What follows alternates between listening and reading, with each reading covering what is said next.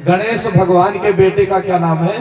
बड़के लड़के का नाम शुभ और छोटके लड़के का नाम लाभ। हम लोग अपने घर में, व्यापारी लोग, बहुत लोग अपने घरों में दीवार पर क्या लिखते हैं? आगे दरवाजे पर शुभ लाभ। ये क्या है? ये गणेश भगवान के बेटों का नाम है। शुभ माने ईमानदारी से, लाभ माने कमाई। ईमानदारी की कमाई ही होगी सुखदाई, इसलिए शुभ लाभ।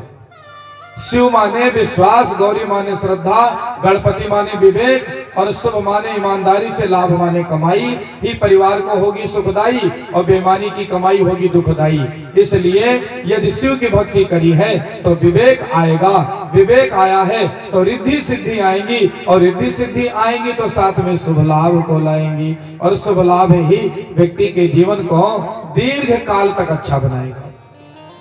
शुभ लाभ हो गए, परिवार बढ़ गया, तब बढ़ के भैया घूम के आए। 1 किलोमीटर पहले चले गए नारद जी, रास्ते में रुको, नो एडमिशन विदाउट परमिशन, बिना आज्ञा के अंदर नहीं जाना। तो कार्तिकेय कहते हैं, वाह बाबा, अपने घर में जाने के लिए आपकी आज्ञा? अपने घर में जाने कौन सी आज्ञा? नारद जी कहते हैं, हमारी आज्ञा नहीं है भैया। तो बोले, तुम्हारे छोटे भैया का विवाह हो गया है, घर में छोटे भाई की पत्नी आ गई है। हमरे गांव में छोटे भाई की पत्नी भयो हो कहा था, और आपके गांव वह है? अरे वाह, तब तो आपका गांव हमारा गांव एक जैसा। कहते हैं भयो हो घर में होए तो जेठ को धर धरा के घर में नहीं घुसना चाहिए। गांव में कुछ संस्कार भी जिंदा है, बाकी तो सब बेच के खा गए बाहर वाले। तो यदि छोटे भाई की पत्नी अंगने में हो तो बड़े भाई चाहे झूठे दरवाजे खांसे तब घर में जाएं, बहू को पता चले कि जेठ दादा आ गए। अब आज की जनरेशन कहती है ये सब पुराने लोग थे, रिस्पेक्ट इज इनसाइड मैटर, सब केवल इनसाइड रखो, आउटसाइड ना रखो। कुछ आउटसाइड होना चाहिए कि नहीं? ससुर बहू के बीच में कुछ मर्यादा होनी चाहिए, छोटे बड़े की नहीं। जेठ भाइयों के बीच में कुछ छोटे बड़े का मर्यादा होना चाहिए कि नहीं?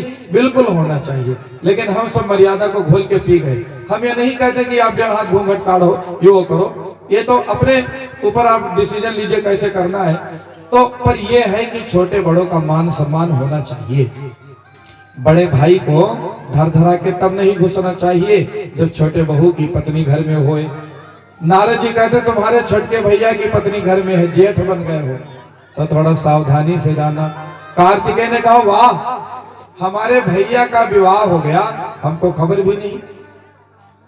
तो छोटे भाई का ब्याह हो गया, गृहस्थ जीवन में प्रवेश कर गया, मैं विवाह नहीं करूंगा। और ब्रह्मचर्य का व्रत लेकर के वो वापस चले गए। कहां? दक्षिण भारत। कहां चले गए?